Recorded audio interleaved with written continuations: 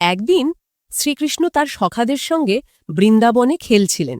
ঠিক তখনই এক দরিদ্র ফল বিক্রেতা মহিলা এলেন ঝুড়ি ভর্তি ফল নিয়ে। ক্ষুধার্ত কৃষ্ণ মিষ্টি হেসে বললেন, মা, আমায় কিছু ফল দাও।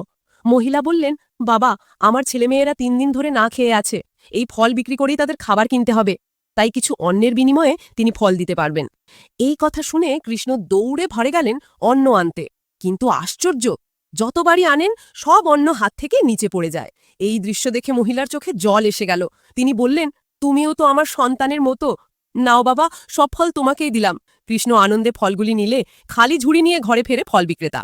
কিন্তু ঘরে ফিরে যখন তার ছেলে ঝুড়িটা খুলে দেখল, এ কি, ঝুড়ি ভর্তি সোনা আর রত্ন! মহিলা অবাক হয়ে বুঝলেন, আজ তার জীবনে স্বয়ং ভগবান কৃষ্ণ এসেছিলেন। আপনি যদি প্রভু শ্রীকৃষ্ণের ভক্ত হন তবে চ্যানেলটিকে সাবস্ক্রাইব করুন। Download ShareChat.